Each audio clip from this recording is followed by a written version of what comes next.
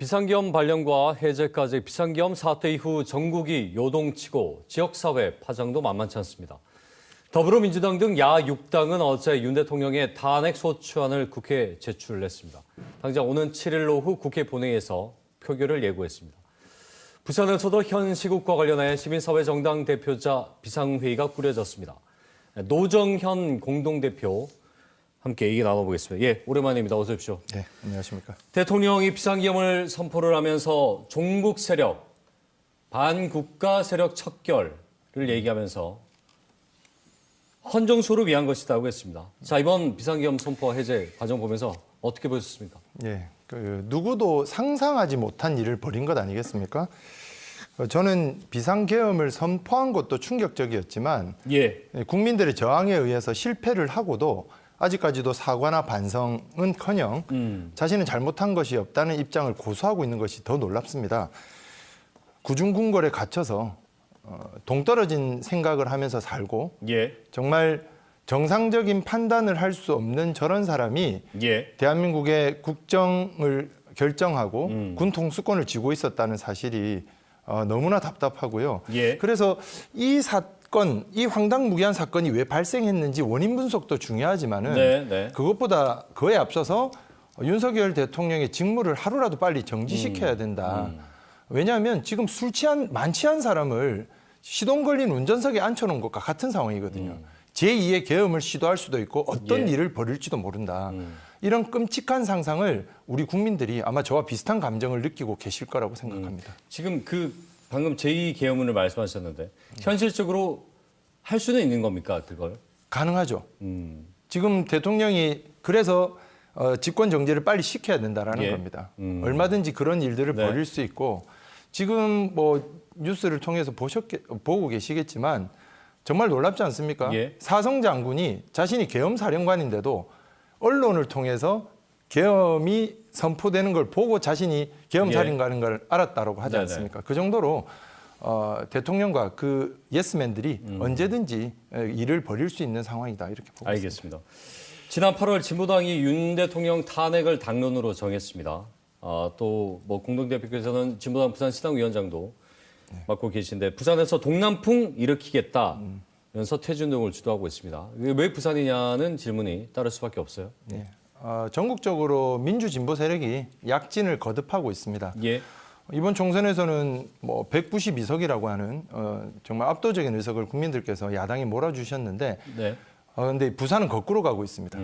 이번 총선에서는 18석 중에 1석밖에 얻지 못했고 줄어드는 추세인데요. 그래서 부산이 바뀌어야 대한민국 정치가 바뀐다. 이것이 정설입니다. 그런데 아직까지도 우리 부산만큼은 대통령과 여당을 지켜줘야 된다. 이런 분위기가 강하게 자리 잡고 있다 보니 쉽지 않은 조건인데요. 그래서 부산에서부터 퇴진의 바람을 일으켜야 한다. 이렇게 강한 의지를 보여드렸는데요. 지금 부산은 바람을 넘어서 거의 태풍 분위기입니다.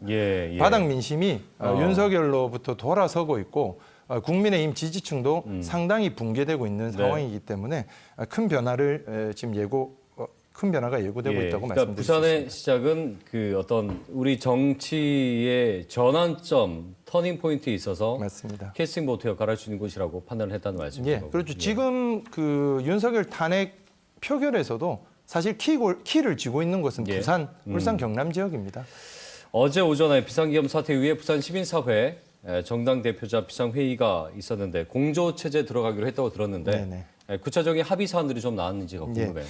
비상계엄이 발표가 되고 그 새벽에 이심전심으로 부산의 시민사회가 모여야 한다고 다 판단을 하고 계셨습니다. 그래서 저희는 특히 뭐 지역의 민주당이나 조국혁신당과 시시각각 그 새벽에도 소통을 하고 상황을 보고 있었는데요. 당일 오전 10시에 긴급하게 회의가 열렸는데 100여 명의 시민사회 대표들이 모이셨습니다. 이번 시국 모임이 더 의미가 있었던 것은 그간 각각 목소리를 내고 계셨던 시민사회와 학계, 종교계, 법조계, 정당까지 총망라되었다는 것인데요. 당일 모인 단체 대표분들은 이번 윤석열 대통령의 비상계엄을 내란 범죄로 규정하였습니다. 그리고 윤석열 정권의 즉각적인 탄핵과 내란 범죄에 동조한 관련자들의 처벌을 위해서 함께 힘을 모으기로 하였고요. 이 대응기구의 명칭은 현 시국에 맞게 윤석열 정권 퇴진 부산 부산 행동으로 정하고 공식적인 연대기구로 출범하기로 하였습니다. 이 합의 내용에 윤석열 대통령 탄핵 추진에 대한 부분이 명확하게 언급이 된 겁니까? 네, 언급이 되어 있습니다. 그렇군요. 정당 시민사회뿐만 아니라 민병과 학계 또 종교계까지 연대체 꾸려졌고 또 노동계는 무기한 총파업을 선언을 한 상태입니다. 네. 부산 시민들도 사실은 많이들 분노를 하고 있고 서면에 다시 촛불이 켜졌습니다. 자, 구체적인 이 추후의 집회 계획이라고 할까요? 예, 시위나 어떤 방향을 좀 잡고 계신지가 궁금해요. 네, 어제 오전 10시에 저녁 촛불 집회를 결정을 했는데 그러니까 회의 끝나고 8시간 만에 집회가 열린 겁니다. 그럼에도 불구하고 정말 많은 분들이 모이셨습니다. 주최 측에서 지금 손피켓을 2,000장을 준비를 했습니다. 그런데 이게 금방 동이 나버린 거죠. 시민들이 나도 피켓을 달라 이렇게 계속 요청을 하시다 보니까 사회자가 마이크를 잡고 양해 부탁드린다는 멘트를 할 정도로 많은 분들이 참여하셨습니다. 집회 참여뿐만 아니라 행진을 하는 과정에도 행진 대열에도 많이 결합을 하셨고요. 행진하는 대열을 보면서 박수와 응원을 보내주시는 분들이 정말 많으셨습니다. 비상부산행동에서는 윤석열 정권이 물러나는 날까지 평일은 매일 저녁 7시, 주말은 오후 5시에 서면에서 촛불 집회를 개최하기로 결정했기 때문에 많은 시민들의 참여를 기다리고 있습니다. 그 비상계엄 선포 이후에 해제 표결에서 국민의힘 부산시당 소속 국회의원 5명이 찬성표를 던졌고 나머지는 표결에 참여하지 않았습니다. 국민의힘 소속의 부산시의원도 이 계엄 선포에 지지한다라는 뜻을 밝히기도 했는데 이렇게 보면 국민의힘 내부적으로 물론 지금은 탄핵은 반대한다는 것이 당론으로 정해지긴 했습니다만 내부적 혼선에 관련해서 야당은 그럼 어떻게 대응을 할 것이냐 이 부분이에요. 그렇지 않아도 우선 이 말씀부터 드리고 싶은데요. 오늘 오전에 기장군의 주민들이 윤석열의 이 위헌적인 이 계엄에 적극 찬성한다, 지지한다는 입장을 표명한 박종철 시의원에 대해서 규탄 기자회견을 열고 사무실까지 항의 방문을 가셨습니다. 사실 국민들에게 총뿌리를 겨누고 불법 부당하게 자유를 억압하려고 했던 정말 위헌적이고 불법적인 범죄 행위인데 이것에 이런 중대범죄 찬사를 보내는 사람이 부산시의원이다. 이런 분은 부산 시민의 대표를 할 자격이 없기 때문에 이 자리를 빌어서 즉각 사퇴하시기를 우선 요청을 드리고요. 아무래도 지금 국민의힘 내부가 상당히 흔들리고 있는 상황이기 때문에 지금 시점에서는 윤석열 탄핵 소추안 가결을 만들기 위해서 저희 야당들 간에는 공조를 더욱 두텁게 하면서 국민의힘 의원들이 찬성 표결에 나설 수 있도록 설득과 압박, 할 수 있는 모든 방법을 다 동원해서 찬성 표결을 할 수 있도록 만들어 나갈 예정입니다. 지금 뭐 방금 말씀하셨지만 이제 7일 모레 저녁이 표결인데 국민의힘 표가 있어야 되지 않습니까? 표결 예상을 지금 어떻게 좀 하고 계십니까? 그 7일 그러니까 토요일 저녁 7시께로 지금 표결 시간이 나왔는데요. 국민의힘은 탄핵 반대를 당론으로 정한 건 사실입니다. 그리고 본회의 불출석까지 고려를 하고 있는 것 같습니다. 아예 안 들어오겠다는 거. 그래야지 뭐 이탈표라도 아예 원천적으로 막을 수 있다고 보는 것 그렇습니다. 현재 가결이 되기 위해서는 말씀하신 대로 8표가 모자란데요.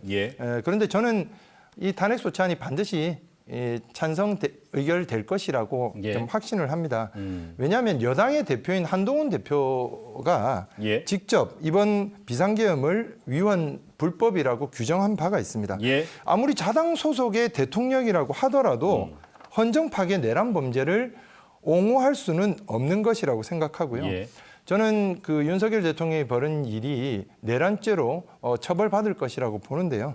내란죄는 공소시효도 없고 계엄 해제 표결에 불참하는 등 이런 간접적인 동조만 하더라도 법적 처벌을 받게 됩니다. 그리고 역사에 큰 죄를 짓는 일이기 때문에 국민의힘 의원들께서 현명하게 판단하시리라고 생각합니다. 아까 말씀하실 때 이제는 부산의 시민들이 어딜 향하느냐, 무엇을 보느냐, 어떤 행동을 하느냐가 아주 중요하다는 맞습니다. 취지의 말씀하셨는데 이번 사태 계기로 아주 큰 후폭풍이라고 할까요? 계속 이어질 것 같습니다.